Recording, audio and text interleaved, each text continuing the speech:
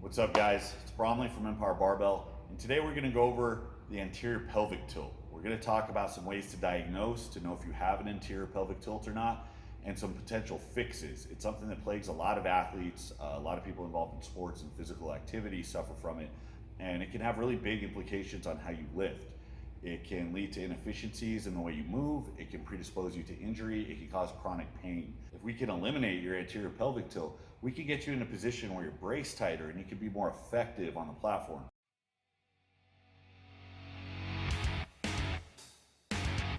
So real quick, I just want to say that this ties in to a lot of the topics we've been discussing recently as far as posture, breathing, and bracing. The way that they're all connected and how absolutely vital they are for all of your lifting, whether it's the pursuit of strength and increased performance, or if it's just health and longevity. The way you're going to keep yourself in one piece is to be really aware of how your spine is aligned and how you coordinate those muscles to keep yourself tight and in one piece. So go ahead and hit the link at the bottom. I have a free 50-page ebook. It's absolutely free, but it covers everything from proper posture to breathing exercises, ways to prevent movement dysfunction like an anterior pelvic tilt, and a ton of mobility exercises. I mean, everything from anti-rotation movements, bracing drills, things to loosen you up, make you feel better, make you perform better. So like I said, absolutely free. I put a lot of time and effort into it. So go ahead, download it, read it, give me some feedback. Let me know in the comments what you thought about it. To start with the anterior pelvic tilt, we need to understand what a regular pelvic tilt is. So over here, we have our non-player character who is demonstrating pretty reasonable posture here. So I want you to notice a couple things about the way he's set up. This is representative of a neutral hip position. So the muscles that connect to the hip, you're going to look at the glutes and the hamstrings, and up here you're going to notice the hip flexors connect. So this represents kind of equal tension right here. There's kind of a balance as far as how it tips forward or back. On top of that, the abdominals are pulled tight, along with the erectors. Now remember, bracing from the spine, they're like guy wires for a cable tower. It's equal and opposite tension. So you want to think about your obliques as bracing everything down to the side, equal and opposite tension. Same thing with your abdominals and your erectors. Now, most people don't have overactive abdominals, right? In fact, I've never heard of it. Everybody has overactive back muscles, erectors, and that correlates to a lot of back problems. So right here we see that everything tends to be balanced out pretty evenly. The glutes and hamstrings are tight against the hip flexors, so everything's balanced here. The abdominals are pulled down, so you notice the ribs are down, and the erectors are balancing that out. Ideally, the erectors don't move. When you're doing a squat or a deadlift, the erectors are there to brace. So if you're prone to getting, let's say, a back pump, or your back fatigues too quickly while you're doing squats or deadlifts, that's a good sign that this is rounding and moving. We practice good bracing so that when we're locked in and we're tight, we can move just at the hip while keeping the abdominals and the erectors locked in place. So really good deadlifters who pattern properly, they can cycle through a ton of volume and a ton of reps and not really get a back pump because their back isn't going, their erector muscles aren't going through a stretch shortening cycle. So that's something to keep in mind. Now the anterior pelvic tilt happens when this tilt happens. See how the hips are shifted up and back. So a couple things happen here. For one, the hip flexors are short, right? We're over here, they're pulled up higher, they're lengthened. And the glutes are actually stretched along with the hamstrings. Remember, the hamstrings cross up and attach at your hip. So with the hips tilted back like this, these muscles get lengthened. Muscles in your lower back, the erectors, get shortened, and the abdominal muscles get stretched out. So let's go through them one by one. From neutral to the anterior pelvic tilt, you have shortening of the hip flexors. So a common theme is that the hip flexors get tight. So if you foam roll them, you should notice pretty intense pain. If you stretch them via the couch stretch or something like that, you should notice that they get really angry and miserable. It's because the front of your hip is tilted down, so pulling them back up into a neutral position puts a ton of strain on your hip flexors. So that can correlate to some hip dysfunction.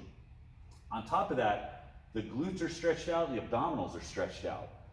Well, those muscle groups are extremely important when you're squatting, deadlifting, even when you're pressing. A shorter muscle is always going to be a stronger muscle. In fact, that's one of the reasons that the lower back gets overactive in this position. The erectors take over and they try to compensate for the lack of stability created by the abdominals being stretched open. So they try to find stability by becoming overactive, and that leads to a whole host of problems. So with the abdominals stretched out, you're not going to be able to maintain a very tight brace, and you're going to be really spongy, right?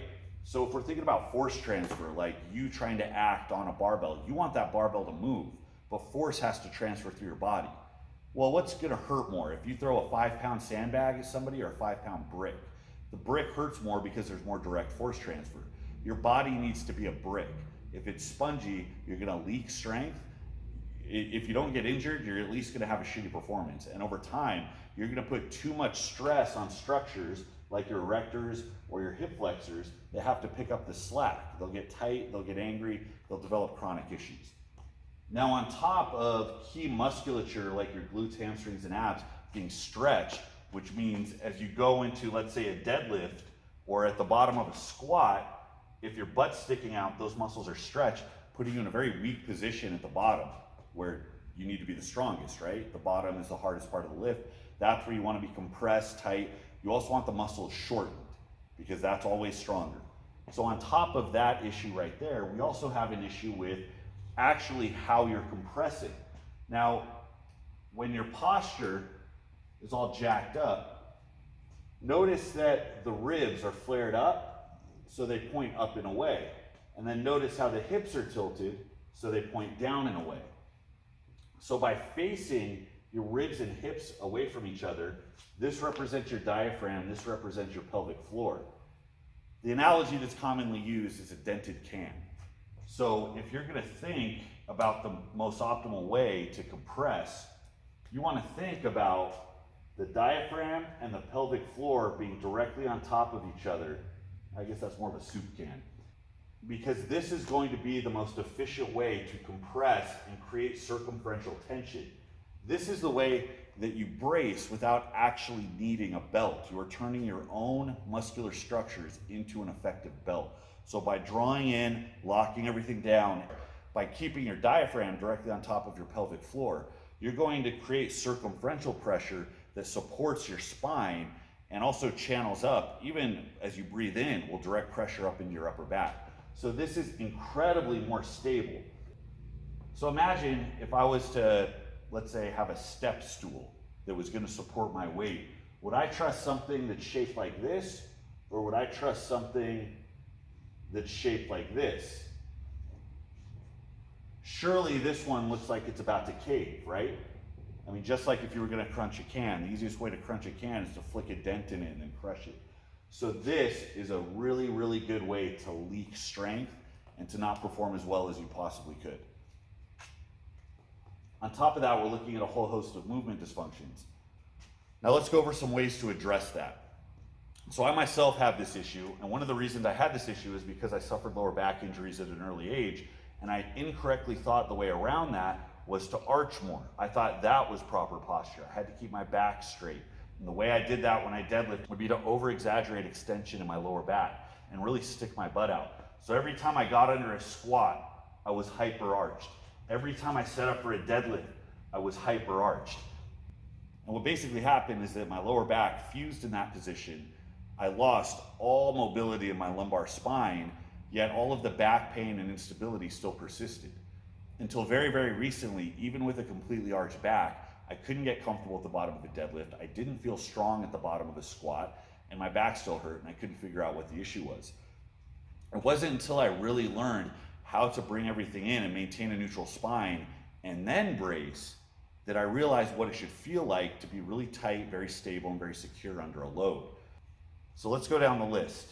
If you want to look like our main guy right here, where everything's stacked on top, everything's neutral, there's two main areas you have to focus on. One is your hips, the other one is your rib cage. So to set your hips, you're going to squeeze your glutes to tuck your hips under. This brings your hips back to neutral. So right now, they're tilted anteriorly, they're tilted down. Squeeze your butt to point the front of your hips up. So you're rotating your hips underneath.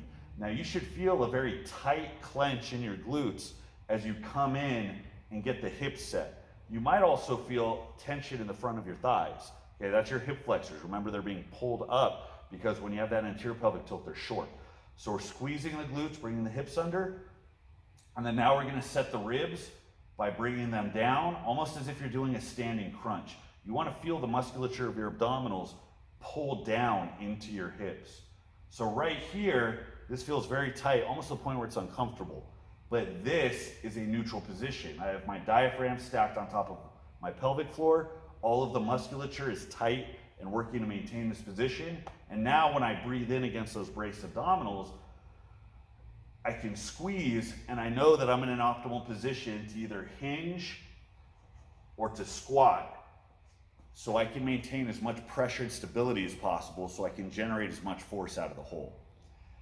That was a huge game changer in my deadlift. It wasn't until I learned that I should be tucking my hips under and bringing my ribs down that I could actually get stiff at the bottom of a deadlift to really yank into a big pull without feeling pressure in my lower back, without getting the inflammation afterwards, without having to space my deadlifts so far apart because I was still recovering from all the inflammation and achiness I would build up over a workout. So in part 2, we're gonna go over some more fixes, and we're gonna drill some breathing exercise. We're gonna go over some drills to help reinforce that receptivity in your abdominals so you really understand how to squeeze and brace, how to keep your ribs down, how to keep your hips tucked. We're gonna start with your body weight, where you're on the ground completely deloaded, and then eventually we're gonna move to some more advanced positions. And before long, you'll be able to do it under a load without thinking twice. So in the meantime, again, you can hit the link, free 50-page ebook. It covers a lot of the things that we're about to go over. But in the next installment, I'm gonna go ahead and I'm gonna video some of my favorite exercises, and we'll kind of get a quick warm-up going. A lot of them are arbitrary. You can pick a few random ones that you like, and as long as you drill them regularly throughout the week, you should see that tilt slowly start to even out, and you should really start to feel the improvements on some of your lifts. Thanks for watching. It's Bromley at Empire Barbell. We'll see you next time.